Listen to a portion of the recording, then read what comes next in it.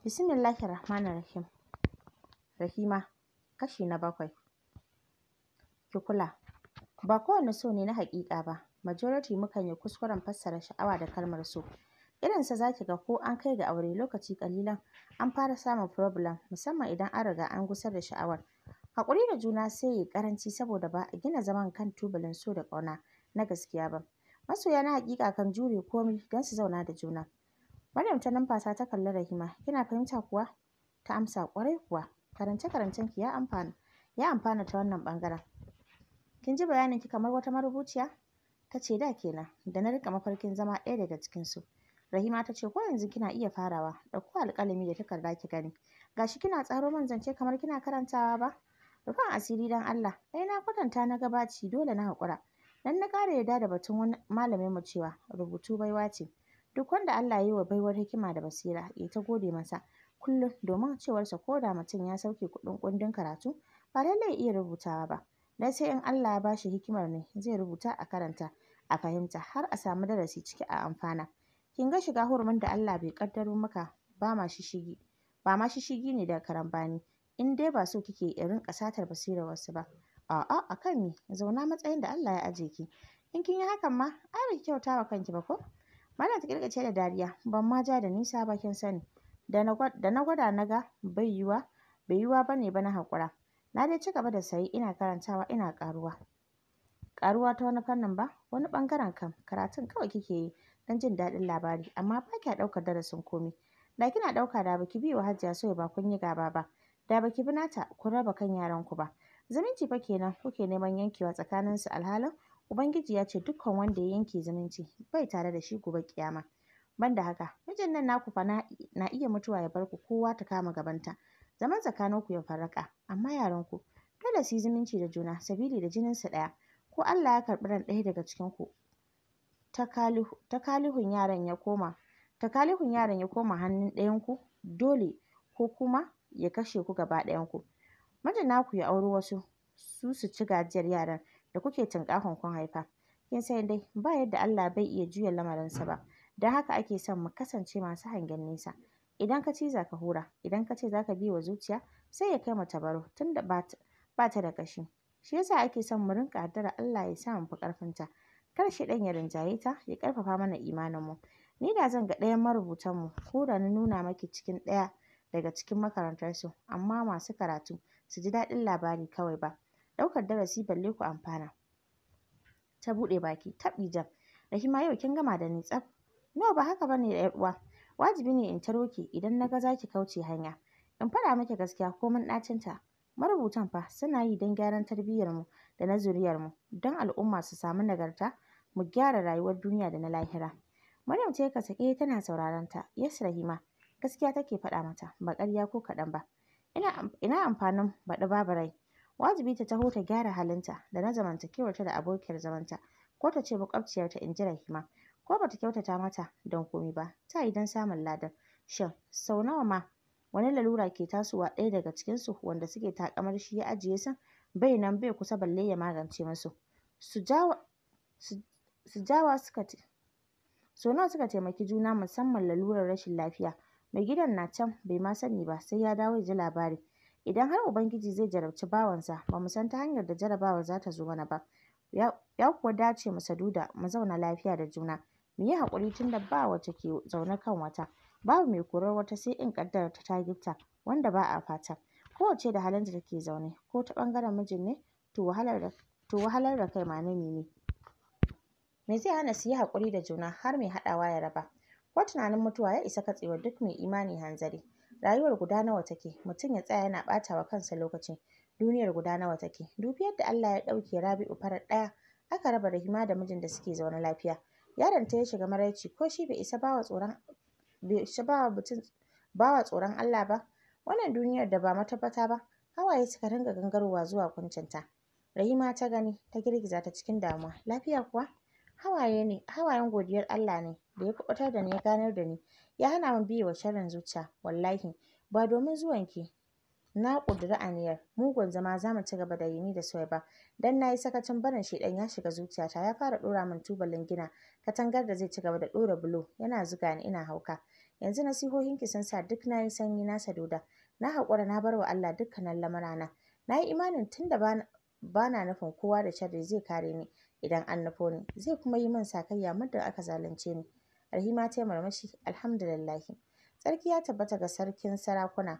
Mun yi salati ga manzansa, masoyin Muhammad sallallahu alaihi wasallam. Mun gode wa Allah da ya baki ikon ruguje wannan ginin. Ubangiji ya ƙara mana kariya daga katangar ƙarfe da shaiɗan la'ananne.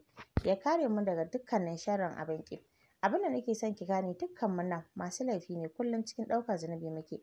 Amma Ubangiji yakan yafe mana idan mun roƙi gafararsa. Wani zunubin ma ko ba mu roƙa ba sai ya shafe mana kasancewarsa mu yi tausayi da jin ƙan bayinsa. To kai waye da za ka ce ba za ka yi haƙuri da wasu al'amura da ke faruwa da kai ba, balle ka yafe, kana ajizi ƙasƙantacce. Haba dan Allah, ki zagi damtse ki bauta wa Ubangijinki, ki kyautata wa mijinki, ki yi tarbiyyar 'ya'yanki, ki yi zumunci domin Allah, ki kyautata ma iyaye da 'yan uwa, ki ga irin ɗaukakar da Allah zai maki. Maryam ta ja numfashi ta riƙe hannayen Rahima. Wallahi na ji, na amince, na ɗauka, na kuma gode da nasihohinki 'yar uwa. Allah ya saka miki da kaira. Yanzu kenan mun shafe chapter mutumin naki?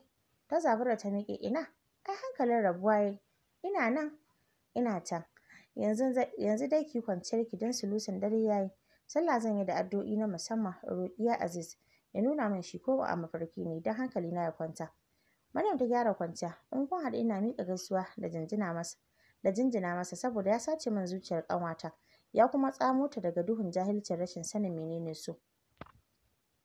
Ta shiga toilet ta ɗauro alwala ta shimfiɗe sallaya ta fuskanci alƙibla tare da natsuwa da ƙasƙantar da kai domin ganawa da mai rufar babu dogara. Mai amsa yarda da bayansa babu shamaki. Tare da tana zuba addu'o'inta ta rufe da salatin manzon tsira. Bata kwanta ba sai da ta sallaci asuba. Kana ta yi matashi da hannunta na dama ta bigire bisa sallayar. Hanya ce da ta kasu har uku, ta rasa wata za ta bi, dama, hagu ko tsakiya. Ta yanke shawarar ban hanyar da ke damanta, 'yar siririyar hanyar cike take da itatuwa da ciyayi kore tsaf. Bata yi nisa ba sai ga ta gaban wani tafkeken kogi mai shakare da wasu gare-garen ruwa masu kalar sararin samaniya. Nan ta gane babu hanyar wucewa kenan. Ta jiyo cikin hanzari da niyyar ta koma baya. Nan ta rikice dalilin hanyar ta rikide, ta haɗe ɗanyen ciyawa da itatuwa ga ruwa malebale ta ko'ina. Daga saman bishiyoyin wasu irin kyawawan tsuntsaye ke kuka tamkar suna busa sarewa. Sanyin tafkin nan ya fara ratsa ta, sanyi ya kaɗa ta shiga makyarkata. Hakan ya sa ta waige-waigen da tunanin ratsawa ta cikin ruwan nan ta fita wannan wajen. Tsoro ya kama ta. Nan take ta ɗaga hannayenta sama ta fara roƙon mai duka ya kawo mata ɗauki. Cikin ikonsa Allah, sarkin sarauta, sai ta ga wani mashahurin haske ta ko'ina. Wani doki mai fuka-fukai da ya ratso ta cikin hasken nan a guje ya sauko dab da ita. Jikin dokin ba irin dawakan da ta sani ba ne. Wannan ilahirin jikinsa kalar azurfa ne, gashin bayansa gazar-gazar, da ƙwayar idonsa ne kawai baƙi ƙirin. Tsananin ganin wannan halitta da ya cika ta, ya sa bata lura da mutumin da ke kan dokin ba. Bata ankara ba, ta ji an ɗaga ta sama an ɗora ta bisa dokin nan. Ya tashi sama suna tafiya tamkar wasu tsuntsaye. Ba su daɗe ba ta ga sun sauka dab da ƙofar wani farin gida gewaye da furanni. Hancin ta ya shaƙi wani haɗaɗɗen ƙamshin da ta rasa inda yake fitowa. Kamar tafiyar slow motion, ta tsinci kanta cikin wani lambu cike da kayan marmari. Ta miƙa hannu don ciro nunanniyar goba, tsawonta bai kai ga iccen ba. Mai dokin nan ne ya matso ya sa hannunsa ya ciro gobar nan. Har zai miƙa mata, sai dokin ya yi haniniya ya kaɗa fuka-fukansa, sai ya fasa bata sai da ya saka a bakinsa ya gutsira. Kana ya miƙa mata sauran ta karɓa cikin mamaki. Har za ta kai bakinta ta tauna, bata san ko waye ba. Ko kafin ta ɗago kai, ya haye dokin ya fara tafiya. Ta ɗaga masa hannu tana kiransa da muryar da ta shaƙe. Wai ko wanda ya sa ta ga fuskarsa a zahiri. Ganin kowaye ya sa ta nemi yarda rabin gwaibar da ya bata, amma abin mamaki ta ƙi faɗuwa, kamar an sa gam an manne gwaibar a hannunta. Cikin hanzari ta sake juyowa ko za ta yi katarin sake ganin fuskarsa. Aka yi dace shi ma ya sake waigowa yana murmushi a gare ta. Kamar walƙiya, dokin da mai dokin suka ɓace at.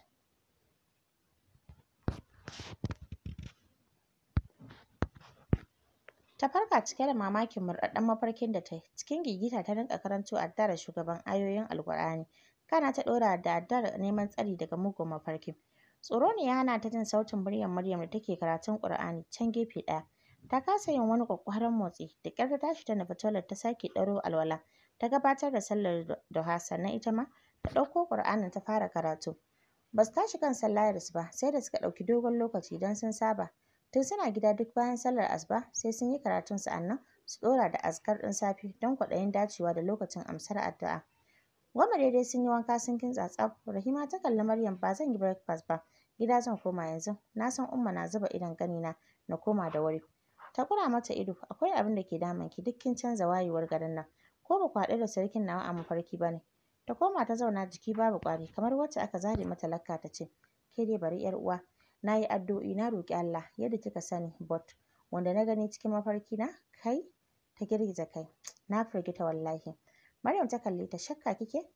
Ta kaɗa kai. No, mamaki nake ji da fargaban mafarkin nawa ya zama real. Maryam ta kalle ta cikin damuwa. Kina ta kwanari. Shin wa kika gani ne? Rahima ta jinjina. Ba na jin za ki amince da abin da zan faɗa miki. Me zai hana ni yarda? After all, Allah muka roƙa ya amsa mana, menene al'ajabi?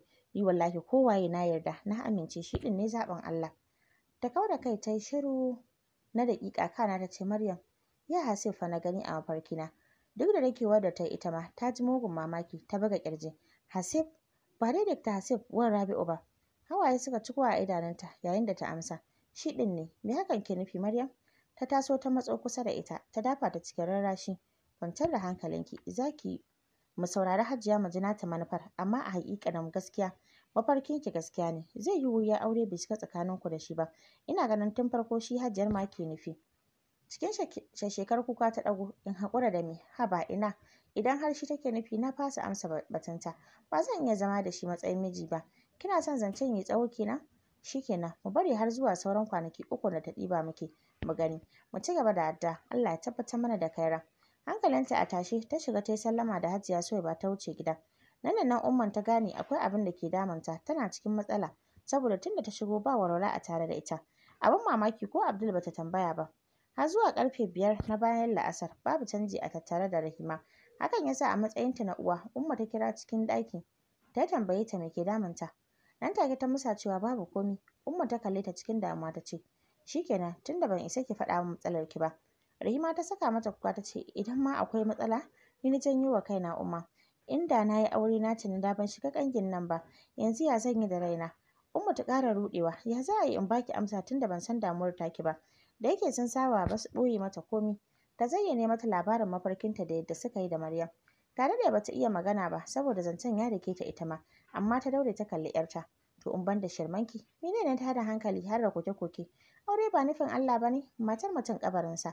Kin taɓa ganin mijin da bai auri matar da ba tasa ba? Idan Allah ya kaddaro Hasib mijinki ne, babu wanda ya isa ya hana. Don haka ki natsu ki bar wa Allah maga abin da zai yi tukunna. Ta sa hankicin ta share hawayen da ke fitowa ta ce, ba abin da ke damuna irin alƙawarin da na ɗaukar wa Hajiya na. Na amince da zaɓanta ba tare da tunanin wai shi take nufi ba. Haba Umma, ya za a yi wannan ɗanyen aikin? Umma ta kalle ta. Ta yaro kyau take yi ba ta ƙarko.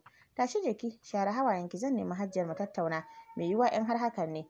Ta ce don Allah Umma, idan za ki je ki kwashe kayan Abdul ki kai musu, na haƙura da shi. Dan ina ganin ita kanta Hajiyar saboda shi ta yanke hukuncin nan. Wato kar in aure wani can daban in tafi da shi. Ta bude baki tana mamakin kalaman diyarta. Lallai sai sun yi da gaske. Ta ce to ina kuma ruwan Abdul da za a yi masa mai gaba ɗaya? Ki bari zan mai da shi gidansu idan lokaci yayi kuma. Dan Allah kar in sake jin kin zargi Hajiya. Kin san ba za ta cuce ki ba. Ko alama bai dace ki farcin da kika yi ba. Ta kwana ta yi ni cikin zulumi da fargaba abin da zai faru. Gaba ɗaya komai ya mata ɗib. Brain ɗinta ya hargitse, zuciyarta ta kasa sarrafa komai sai tunanin yadda aka yi ta amince da su da ƙaunar wanda ba ta taɓa gani ba. To ai yanzu ta daina ikirarin haka. Shin ba ya Hasib ne ta tsandama cikin kogin soyayyarsa ba? Satin da ta ɗauka tana addu'a suka cika, amma ta ƙasa ta ƙi komawa gidan Hajiya Kaltume. Bata aika an ɗauko Abdul ɗin ba ma. Ko da tana da tabbacin Umma ta ziyarci Hajiyar, amma bata ce mata komai ba. Ita da Baffa sun sa mata ido sai wani lallaɓa ta suke yi. Ta share kowa a gidan, hatta Maryam da ta taho ta rasa gane kanta. Babu wanda bai san asibitin nan mai suna Hasib Medical Center ba. Ba don komai asibitin ta yi fice ba sai domin ƙwarewar babban likitan CMD Dr. Hasib Junaid Galadanci. Dogo ne mai ɗan jiki, launin fatar jikinsa chocolate ne. Hakan ya sa tsakar masallacin da aka yi masa suka fito sosai a gefen kumatunsa a 'yar doguwar fuskarsa. waɗanda suka ƙara fito da kyawunsa na zahiri. Yana da zafin nama sosai, hanzarin nasa ya dace da irin aikinsa, wato ƙwararren likitan da ya shahara ya yi suna ɓangaren da ya shafi rashin lafiyar ƙwaƙwalwa. Kashin baya da halittun da suka danganci waɗannan ababe masu matuƙar muhimmanci a cikin ɗan adam. Dr. HCG, yadda ake kiransa, ya san halittar ƙwaƙwalwar bil'adama tamkar yadda ya san tafin hannunsa. Kazalika dan ya buɗe kan mutum ko baya ya mai ya ɗinke ba wani abu ne mai wuya a wajensa ba. Da taimakon Allah duk wata matsala da aka kawo masa aka yi sa'a ya duba ya aiki ko ba da magani akan yi nasara. Dalili kenan da sunansa ya bunƙasa tun daga gida Najeriya har ƙasashen waje. Manyan asibitocin ƙetare ma da shi suke taƙama don ba inda ƙafafunsa ba su taka ba, saboda yawace-yawacen da yake yi ne ya sa shi jin harsuna daban-daban. Yana jin harshen Larabci, Faransanci, Jamusanci. Dangane da yaren harsunan ƙasarmu kuwa tun yana jami'a ya iya yaren Yarbanci, Fulatanci da na Igbo. Abin ban sha'awa, duk yaren da ya juya harshe yana yi, sai mutum ta rantse dama shi ne mother tongue ɗinsa. Ganin yadda ayyuka suka yi masa yawa, zirga-zirga na neman tauye sa wajen sauke haƙƙin iyalinsa da na iyaye, ya sa ya yanke shawarar gina makekiyar asibiti, wanda ya nemi wasu ƙwararrun likitoci suka haɗu suka gudanar da harkar asibitin gadan-gadan. Babban abin sha'awa da yawancin maganar da mutane suke faɗi shi ne, ma'aikatan asibitin na da karamci, tun daga leburori zuwa nurses da doctors ɗinsu, balle shi kanshi uban tafiyar. Ta shahara wajen tsafta sosai, babu wulaƙanci tsakaninsu da patients, sun ɗauki mai kuɗi da talaka guda ne. Patient sunansa patient, kuma abu guda suka zo nema, lafiya, don haka babu bambanci. Ba nan ya tsaya ba, da kyautatawa patient ɗinsa ba, da duk ya laƙanci ba su da halin biyan sa haƙƙinsa, yakan taimaka ya yi aikin kyauta tare da kulawa ta musamman. Daga bayan nan, yawanci manyan asibitocin gwamnati ke turo masa da patients ya musu abin da ya dace, gwamnatin ta biya su haƙƙinsa. Can ƙasashen waje koyaushe irin aikinsa ya taso sukan bugo masa waya ya tafi don ceton rayuwar al'umma. A dalilin hazaƙarsa ne suka yi wa sunansa laƙani da Miss Brain. Ga wanda bai taɓa ganinsa ba, kuna yin ido biyu fuskarsa za ta nuna maka alamar mutum ne mai ji da kansa, domin muskili ne na ƙarshe. Wani irin mutum ne da samun irin halayensa sai an tona. Fuskarsa a ɗaure take koyaushe, ba ya dariya gaban kowa, amma kuma mutum ne mai sauƙin kai idan aka fahimci halinsa. Dr. Hasib mutum ne da bai ɗauki abin duniya da ita kanta duniyar wata tsiya ba, face wajen gwaji da neman tsirar gobe ƙiyama, har yakan ce mutane na shirme wajen mai da duniyar wajen zama tamkar ba za a mutu a bar ta ba. Mutum ne shi mai sadaukar da kai da mai da dukkan al'amuransa ga Allah. Bai da saurin karaya, don haka ya fita zakka cikin abokai da sa'o'insa, musamman ma da wuya suke gane inda ya sa gaba. Mutum ne mai son rayuwa, don an ce ka nemi duniyar tamkar ba za ka mutu ba. Ya riƙe addininsa matuƙar gaske, saboda an ce ka gyara lahirarka tamkar yanzu za ka tafi. Yakan yi wuya a taɓa shi ya haƙura, in dai har ya tabbatar da gaskiyarsa. Mutum ne wanda baya ƙarya, yakan kuma ƙure duk wanda ya nemi ya masa hassada, har sai ya ga abin da ya ture ya buzu naɗi. Bai da fargaba, bai da tsoro, bai da hayaniya. Mutum ne natsatstse kamalalle, bai son raini, don bai raina na gaba da shi ba. Yana son a yi masa biyayya, bai ɗaukar jita-jita sam. Baya son girman kai ko nuna kai wani ne. Bai taɓa ɗaukar kansa wani abu ba. Yana son hira da wanda ya amincewa. Idan har an zauna da shi, mutum ne da ake ƙaruwa da shi ta hanyoyi da dama. Allah ya masa laƙanin iya zama da mutane. Haka nan yakan ƙaunaci duk wanda ya nuna masa ƙauna. Yakan guji maƙiyinsa cikin kowane hali. Dr. Hasib mutum ne mai tsananin kusantar Ubangijinsa wajen ibada da addu'o'in neman taimakon mahaliccinsa a dukkan al'amuran da suka jibanci rayuwarsa. Bai kuma taɓa tunanin Ubangiji bai amsa masa ba. Ranar da mahaifiyarsa ta yi masa batun auren matar ƙaninsa Rabi'u, ya razana sosai. Batun ya dame shi, ya tsaya masa a rai matuƙa, amma damuwar da ta fi masa ciwo ita ce yi mata musu, saboda in har yana ƙaunar mutuwarsa, to zai so abin da zai ɓata mata rai. Baya ƙaunar abin da zai sosa mata rai ko kaɗan. A kullum yana danganta samun nasarar da yake a rayuwa da ɗimbin addu'o'inta ne gare sa, bayan albarkar da take sa masa kullum. To yanzu da ta gangamo auren ma na wacce ko a mafarki bai taɓa tunanin faruwarsa ba. Ya zai yi da buƙatarta? Ba wani abin yi illa amincewa da bin umarninta, da fatar Allah ya sa ya zame masa alkhairi duka. Amma ya yanke wa kansa the most difficult decision in his life, duk da bai yanke shawarar ba sai da ya yi addu'o'i kamar yadda ya saba. Ya roƙi Ubangiji fa'ida kan al'amarin. Da alamu akwai haske, sai ƙara neman taimakon Allah. Tunaninsa ya koma kan yarinyar, ko ya ce matar da ake son ya auren. Zuciyarsa ta amince Rahima yarinya ce mai natsuwa da hankali.